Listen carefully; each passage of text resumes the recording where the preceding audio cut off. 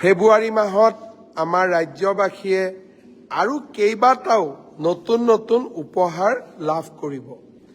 গুৱাহাটী উত্তৰ গুৱাহাটীৰ মাজত বহু প্ৰত্যাশিত কুমাৰ ভাস্কৰ বৰ্মা সেতু আমি ফেব্ৰুৱাৰী মাহত প্ৰধানমন্ত্ৰীৰ কৰকমলেৰে আমি উদ্বোধন কৰিম।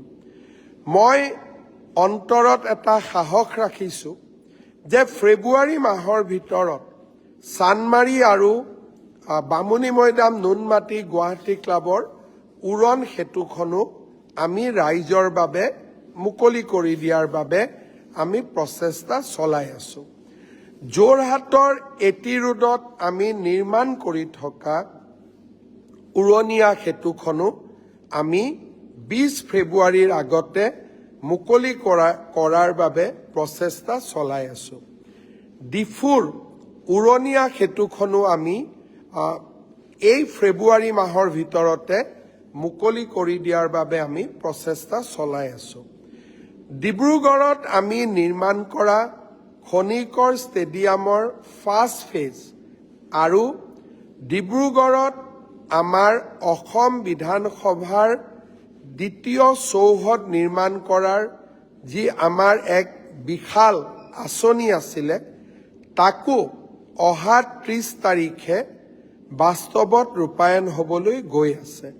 ভাৰতৰ গৃহমন্ত্ৰী অমিত শ্বাহ ডাঙৰীয়া অহা 30 জানুৱাৰী তাৰিখে ডিব্ৰুগড়লৈ আহিব আৰু ডিব্ৰুগড়ত আমাৰ অসম বিধানসভাৰ দ্বিতীয়টো চৌহদৰ তেখেতে আধাৰশিলা স্থাপন কৰিব।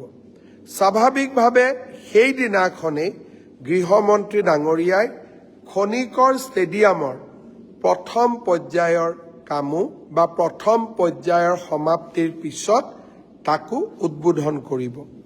অসমৰ চাৰিওফালে এই ধৰণে উন্নয়ন এক নতুন দিগন্তলৈ লৈ যোৱাৰ বাবে আমি প্ৰচেষ্টা চলাইছিলোঁ আৰু আজি আমি সেই প্ৰচেষ্টাবিলাকত সফল হৈছোঁ।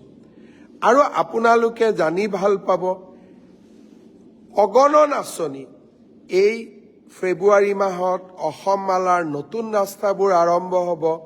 বৰপেটাৰ চাৰ্কিট হাউচ, নলবাৰীৰ DC কোৰ্ট, নলবাৰীৰ ষ্টেডিয়াম, অসমৰ চাৰিওফালে বিভিন্ন আঁচনি আমি যি প্ৰতিশ্ৰুতি দিছিলোঁ, আধাৰশিলা কৰিছিলোঁ, বিকাশৰ উৎসৱ আমি কৰিছিলোঁ, এই গোটেইবিলাক আমি আপোনালোকৰ বাবে মুকলি কৰি দিয়াৰ প্ৰচেষ্টা কৰিম।